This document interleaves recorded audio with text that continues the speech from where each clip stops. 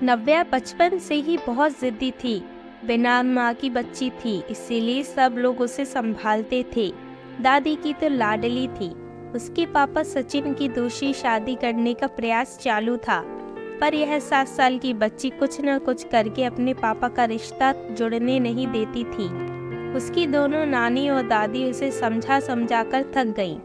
बेटा, सभी सौतेली माँ बुरी नहीं होती, और हम है ना, तुम्हें अगर तकलीफ दी तो हम उस पर चिल्लाएंगे, डांटेंगे।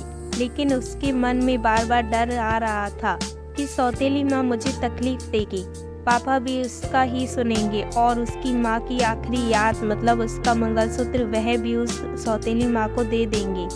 ऐसे उसे लगता था।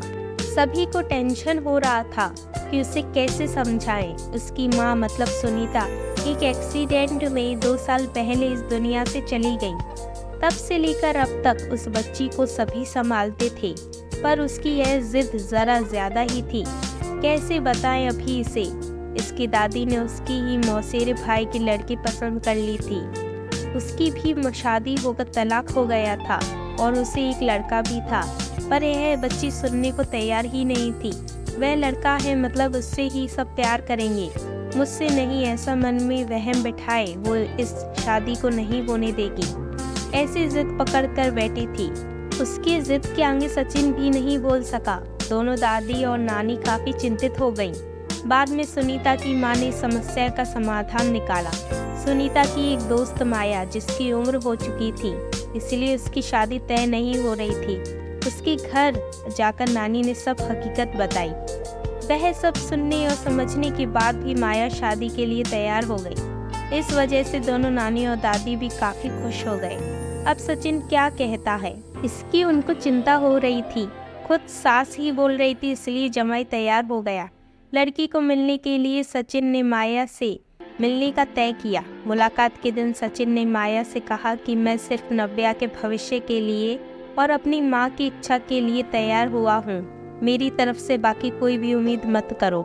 यह सुनते ही बहुत बुरा लगा माया को, पर कितने दिन घर वालों के ताने सुनूं, इसीलिए माया तैयार हो गई और शादी भी हो गई। उसके घर की परिस्थिति इतनी अच्छी नहीं थी, उस वजह से उसके माँ बाप ने माया को कोई भी जेवर नहीं दिए, और नव्या ने अपनी माँ का मंगलसूत्र भी नहीं देने दिया। बाद में सुनीता की माँ ने माया की माँ बनकर सब कुछ दिया। नव्या माया को बहुत परेशान करती थी। ओ सौतेली माँ, ऐसे ही पुकारा करती उसे। माया थोड़ा सा डांटती या उसे समझाने का प्रयास करती, तब जानबूझकर झूठ मूठ कर रोने लगती थी। माया 2 महीने में ही पूरी तरह हताश हो गई। दोनों दादी और नानी को पहले ही सब कुछ पता था, इस वजह से माया को वह कुछ नहीं बोलती थी। वह उल्टा उसे बोलती थी कि मारोगी भी तो चलेगा, पर सचिन को यह सब सहन नहीं होता था। जब परिस्थिति हाथ से निकलने लगी तो माया ने उसकी सहेली को, जो कि एक स्कूल टीचर थी, उसके साथ मिलकर एक प्लान बनाया, और सचिन को असली परिस्थिति का सच का पता चले, इसलिए नव्या के ड्रामों का वीडियोस बनाकर उसे दिखाया। पहले माया को ही गलत समझने वाला सचिन सारी सच्चाई से अवगत हुआ, और उसने उन दोनों को धन्यवाद किया। प्यार से नव्या को समझाया कि इसके आगे तुम्हें माया के साथ अच्छा बर्ताव करना होगा, उसकी ये सब बातें सुननी होगी। हालांकि नव्या ने काफ़ी तमाशा किया, पर उसकी साइड लेने वाला कोई भी नहीं है, ये उसे समझ में आ गया। उसको माया पर बहुत गुस्सा आता था। माया उसे बहुत समझाती थी। धीरे धीरे माया और सचिन का रिश्ता भी सुधर रहा था, पर पति पत्नी जैसा रिश्ता उनमें नहीं था, और वो सचिन ने उसे पहले ही बता दिया था। माया को बहुत बुरा लगता था। उसने अपनी इच्छाएं अपने मन में ही दबा दी। नव्या को उसने सौतेलापन कभी भी दिखाया नहीं, पर नव्या मात्र उसके साथ झगड़ा ही करती थी। धीरे धीरे नव्या बड़ी होती गई। सचिन हमेशा काम के लिए बाहर रहता था। माया नव्या के लिए हमेशा तत्पर रहती थी। उसने नव्या को बहुत प्यार से समझाने की कोशिश की, पर माया को हमेशा असफलता मिली। उसमें सचिन की माँ हमेशा बीमार रहती थी, उनकी वह देखभाल करती थी। उन्होंने एक बार माया को बुलाकर बताया, मुझे बहुत चिंता होती थी इस नव्या की, पर अभी नहीं होती। तुम हो ना, अभी मेरा कुछ भी हो जाए चलेगा, पर तुम्हारे लिए मुझे बहुत बुरा लगता है। जिस बच्ची के लिए तुम इतना करती हो, उसकी उसे कीमत ही नहीं है। तभी माया मुस्कान के साथ बोली, नव्या को देखते हुए बोली, उसने मुझे हमेशा गलत ही समझा। हमेशा की तरह नव्या ने माया से बहुत झगड़ा किया। सचिन के घर पर आते ही उसको सब झूठ बताया और उसने भी नव्या को ही सुनाया। गुस्से से नव्या ने खाना भी नहीं खाया। माया ने भी खाना खाया नहीं। नव्या को समझाने के लिए गई तो माया ने कहा, मुझे तुम्हारी माँ की जगह नहीं चाहिए। उसकी आखिरी निशानी मतलब उसका मंगलसूत्र भी नहीं चाहिए। मुझे सिर्फ तुम माँ बोलकर पुकार लो, मेरे लिए उससे बड़ा कोई पुरस्कार नहीं होगा। जिस दिन तुम ऐसा करोगी उस दिन मुझे ममता का गहना मिल जाएगा, वही मेरा खरा पहला गहना होगा। पर नव्या सुनेगी तब ना। जैसा था वैसा ही सब चालू रहा। कई दिनों बाद दादी की तबीयत बिगड़ी। उन्होंने सचिन को बुलाया और कहा, माया बहुत अच्छी लड़की है, वह कभी भी भेदभाव नहीं करेगी।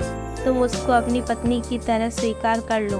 उसकी भी कोई उम्मीद होगी तुमसे, वह पूरा करो। ये आखिरी शब्द बोलकर दादी चल बसी। सचिन को माँ की वह शब्द कान में गूंज रहे थे। महीना हो गया तब भी वही शब्दों का विचार करके गैलरी में शांत बैठा था। उतने में माया ने खाना खाने के लिए आ रहे हैं ना ऐसा बोलकर बुलाने आई। सचिन का सब्र का बांध टूट गया। वह माया की गोद में सिर रखकर बहुत रोने लगा। आज 5 साल बाद पहली बार सचिन ने माया को छुआ। माया घबरा गई। उतने में नव्या वहां पर आ गई। इस वजह से वह विषय वहीं पर ही खत्म हो गया। कई दिनों बाद वापस सब नॉर्मल हो गया।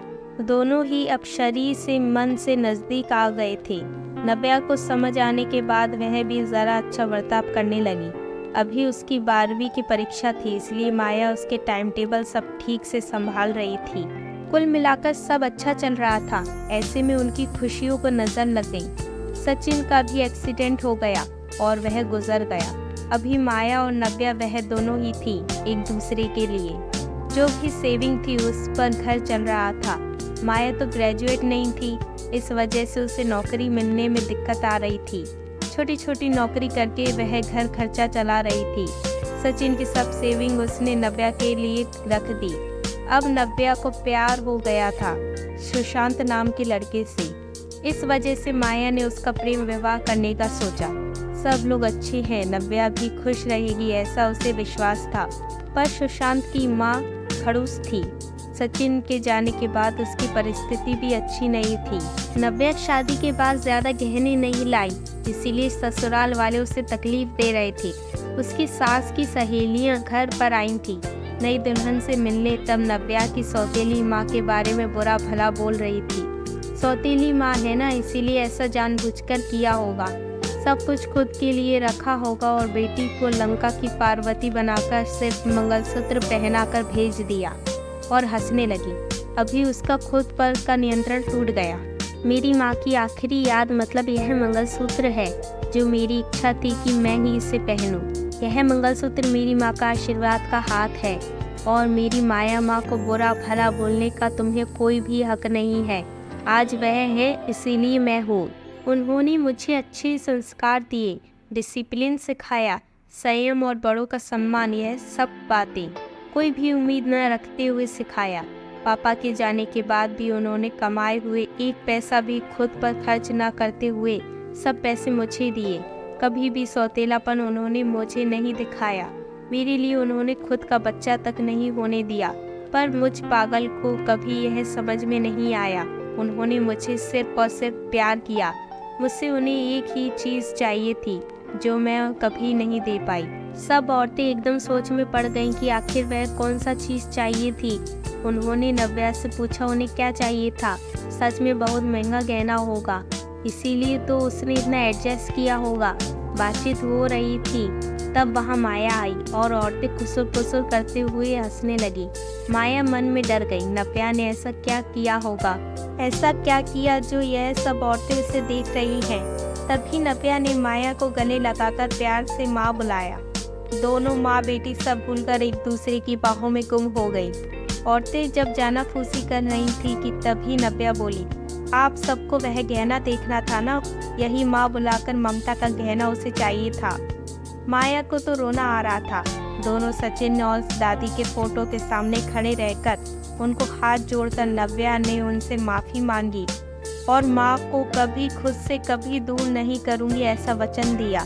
दोस्तों, समाज में कई गलत बातें, भावनाएं बनी हुई होती हैं जो जाने अनजाने बच्चों तक भी पहुंच जाती हैं। हमें बच्चों को और खुद को भी इस बात को समझाना होगा कि हर पुरानी बात पूरी तरह या हर किसी के लिए सच या एक समान नहीं होती है। किसी एक का सच दूसरे के लिए झूठ हो सकता है। इसलिए किसी भी बात को अपने दिमाग में बैठाने से पहले उसकी सत्यता की कसौटी करना बेहद ज़रूरी हो जाता है।